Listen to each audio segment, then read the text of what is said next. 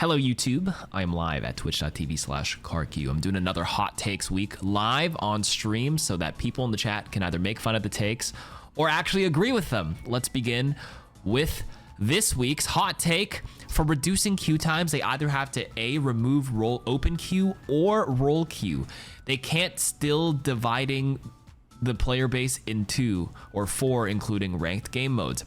Imagine they announce right now that 6v6 is back, but they keep 5v5 as another game mode.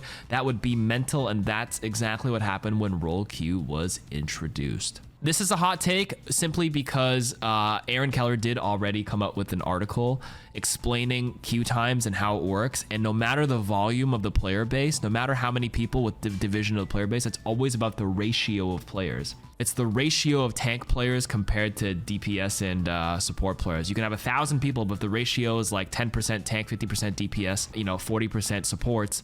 No matter how much you increase the volume of player base, as long as the ratio stays the same, your queue times will still be long. Whether you have 10,000 active players or 1,000,000 players, if there's only 10% of your players as tanks, it doesn't matter in that case.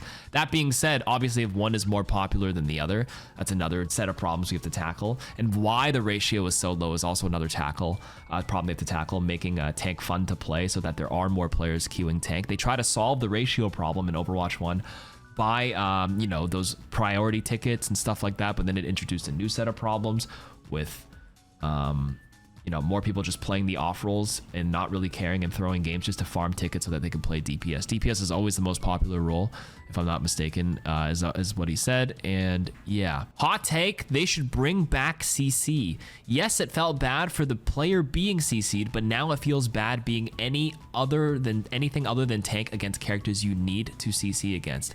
Reaper can just fade in and ult, and there's nothing you can do to stop it because basically anything that stops it or defends it is your tank's abilities.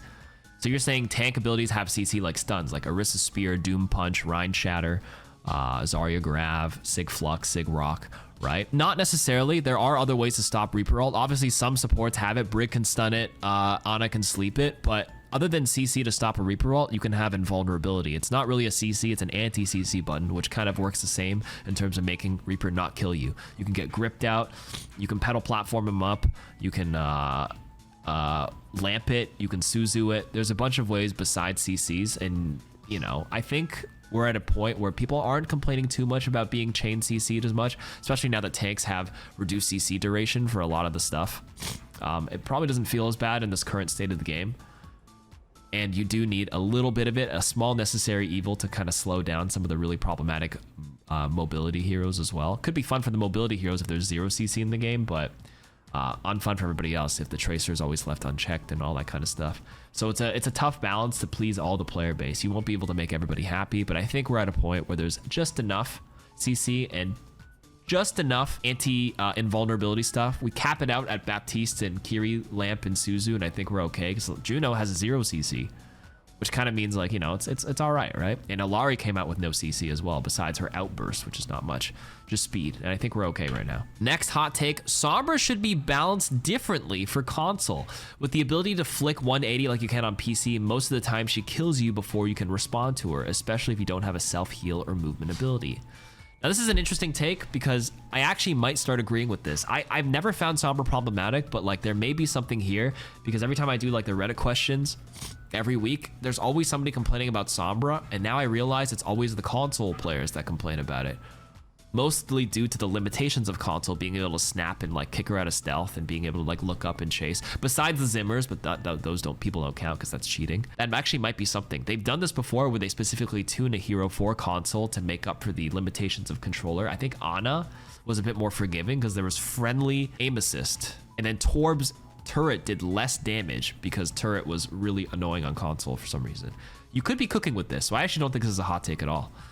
But again, I'm not in the console community. You'd have to like ask the console player. I feel like every metal rank console player probably say yes. But maybe what the high-end non-Zimmer console players, do you think that would be a good change? You let me know. Hot take, there's nothing wrong with wanting to play the coolest cyborg ninja ever. Sure, I agree with that. Next. Hot take, people who complained about role power creep have never played Overwatch. In my view, there has always been power creep in roles. Tanks dominated in Overwatch 1, supports dominated Overwatch 2 in season 1 to 8. Now it's DPS. Now it's back to tanks. Well, it's people who complain about power creep, not about complaining, but you have to like, this is a hot take because I think it's important to call out really blatant power creep in all video games, not so much for Overwatch, right? Because it slowly creeps up on you without realizing when all these new heroes and abilities come up with new fancy stuff. That's bound to happen passively. So that's why like games like League and stuff, you always end up getting reworks for really old heroes because they become outdated when new heroes come up with new stuff, new powers, new abilities. People iterate after many, many years and figure out how to like blend certain things together. That tends to happen, right? And then you get some fun complex heroes like Venture with combos, and then outdated heroes have to constantly get updated because they're outdated. Like Reaper had to get so many changes over the years, like being able to Wraith manually, Genji being able to manually deflect, like you have to iterate slowly, especially if they're a very simple hero, and that's why Ryan has had a million changes for its numbers. But this is a hot take because obviously, no, there's nothing wrong with complaining about, maybe complaining isn't the right word, but bringing it up is not a bad thing. And there is always going to be power creep, it's true. Hot take, cosmetics are not optional for many players. For me, half the enjoyment of multiplayer games like this is collecting and expressing myself. Take that away and that's half the fun gone.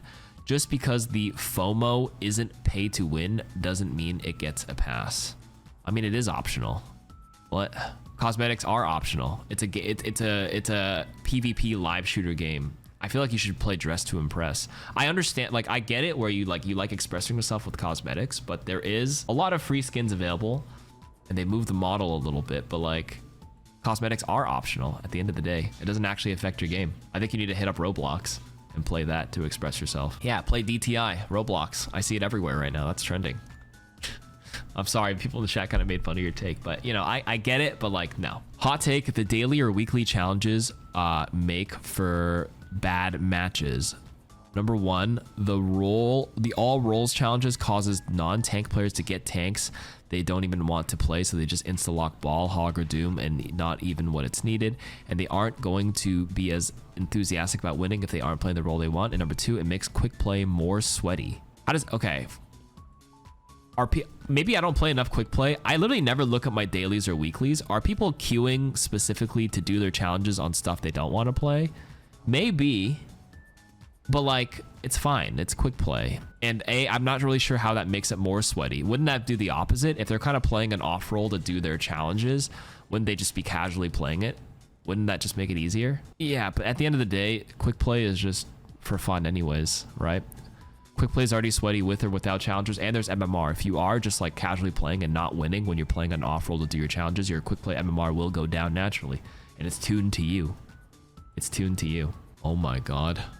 Wait, this has 200 upvotes. Hot take, quick play warriors that don't take the game seriously are probably the only people still enjoying the game. True, not a hot take at all. The people here who are still enjoying Overwatch after all these years have a healthier relationship with the game, where it's like a nice quick play warriors, just enjoy the game, play it casually, whether you win or lose, it's all good. Don't take it seriously, don't flame anybody for quick play. Don't be a super sweaty quick play warlord. If somebody feeds on the team, that's okay. GG's, go on.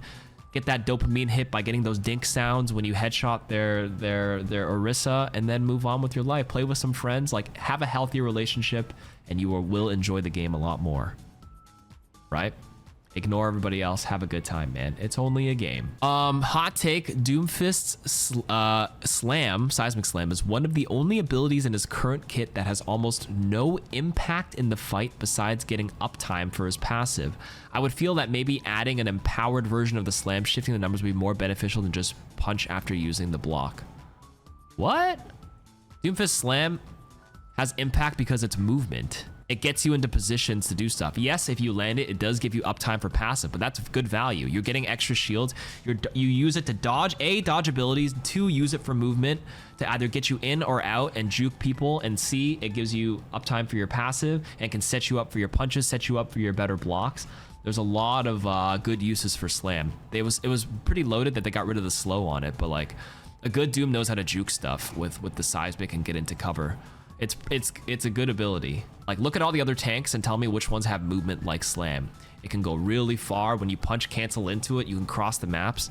This is Doom Slam is a good ability. and a good interplay of this kit, in my opinion. Hot take: do not one-trick tanks. Tank is such an important role, and if you're playing, I don't know, Diva into Zarya because you one-trick and you're constantly dead, you are bad and the sole reason your team lost. Actually, I'd prefer if I had a Diva one-trick over a Zarya one-trick right now. You can play Diva into Zarya, first of all. Just because Beam can go through Matrix doesn't mean it counters you, because you have the agency to pick and choose your distance and spacing for your battles, number one. But number two, back into the original point where you're saying one-tricking a tank, I mean, it can be a little annoying, but I'd rather have someone who's a really good connoisseur of their tank hero than not. I mean, you can't control what people do in terms of like whether they one-trick or not. Like it's been 8 years. I'm at a point where like whatever they play, I prefer them to play their best because it's ranked and there's a million other ways to win the game, especially because we're not pro players, right? We're not sitting in champion lobbies. If you're sitting in under champion or high GM, you can play whatever you want because you can win, because you can capitalize on enemy mistakes. Those are more important than your hero pick in a lot of cases. Like Mercy one-tricks will be Mercy one-tricking, Ryan one-tricks will be Ryan one-tricking. Play around it. You can make a nice suggestion, but if you're like, nah, I don't play anything else, I mean, it's whatever to me. Hot take: Overwatch PvE was never fun, and I'm glad they canceled it. Playing against bots can never create the gameplay that makes Overwatch special. Overwatch is dynamic and challenging because of the heroes, and the gameplay is only good if you're playing against other heroes who can strategize and fight creatively. Fighting hordes of bots and high HP bosses is not fun. Okay, this is an interesting hot take because I actually agree with this. Maybe because I'm not a PvE gamer. I never thought PvE was fun at all. It was like, okay, I like the Torbjorn level in the mission, but the other stuff was not fun for me. I think people who were tired of PvP, Overwatch 2, would probably have enjoyed PvE if they iterated a bit more on it. I think it's okay to, you know, play through the missions once or twice, but like there's no replayability, and it could be fun for a night, but like there's no longevity to it at all. It would be a one and done. I did enjoy Wrath of the Bride, actually. I mean, does it include Junkenstein Wrath? I think the PvE, we're talking about like the 3 paid missions, the official New Queen Street, Rio, and Torbjorn. I only played it because like we wanted to just like complete it on Legendary, but then like once you do, I have no incentive to play it again. Versus I've spent 5,000 hours on Overwatch, and like I've probably played the missions for like 5-10 hours, and I don't know, what can you do to make it incentivize? Like how do you gamify it to make people play it more? Maybe make it MMO like drop style, where like if you beat this mission on Legendary with these certain conditions, you get an increased drop rate for like a certain cosmetic, like a certain weapon charm or something. That would actually make people beat it. Like a relevant reward. The better time you get, the higher chance, but a low percentage. It's like farming for a mount in WoW, or like, you know, RuneScape drop rates. Farm like pretty like simple cosmetics, nothing too crazy where people be like, oh my god, I can't beat it on Legendary, I'm never gonna get this thing. Even if you play it on like a lower difficulty, you just have a lower chance to get it. I don't know what a right tuning would be, but like, you know, optimizing for it could be pretty fun to save time to increase your drop rate. But maybe not everybody's an MMO player, so but that would be my idea. But other than that, I do think PvE has no longevity. Hot take: the reason why tank is unpopular is because one, they are very but not always one-dimensional. That's why playing tanks like Junker Queen or Ball of Doom feel fun, because they can make plays so on rather than just shoot and take space. And number two, the 19 DPS do mostly things different compared to the 12 tanks who do the same thing. I mean, I agree with JQ, Ball, and Doom feeling a lot more fun than others. I wouldn't say the others do the same thing. I think Ryan plays a lot different than Ramatra and a lot different than Orisa. I just don't think they're unpopular for that reason. I think they're fun for the people who like them. You say Junker Queen, Ball, and Doom feel fun, but like a lot of people still have fun. Maybe not always fun playing Ryan, but they just love playing Ryan. And I think Overwatch does a pretty good job to make each hero unique. The most unfun one is like Mauga, but he does something very different compared to the other ones. So I think this is a hot take because it's unpopular, but not for that reason. I just don't think people like being a damage sponge, and no matter what game you play. It's just not a very, it's a very selfless, thankless role, no matter what game you play. Tanking in Monster Hunter, tanking in MMOs, tanking in Overwatch, it's always thankless. And I think for me, my hot take is 6v6 made it so you don't really feel as much as a tank, which is why people kind of miss it. For those who do play the thankless role, now that they're playing 5v5 solo tank, they're like, wow, it feels bad soaking everything. But then when you play Overwatch 1, some of them are just glorified DPSs because like they don't have as much health. They're a tank, but not like a true solo tank by definition. They can like play off each other and stuff. Hot take, Moira is not as easy as people say, and I think her skill expression comes from her survivability and orb placement. Yeah, that's certainly a hot take. Moira is one of the easiest heroes to play. Her skill expression comes from her survivability, but she's got a crazy survivability button with fade and suck and stuff. There's better skill expression surviving on like Zen than Moira. Hers is an extremely forgiving hero, and you can 1v1 by sucking and healing so much, and then orb placement, I mean, you just chuck it and leave it.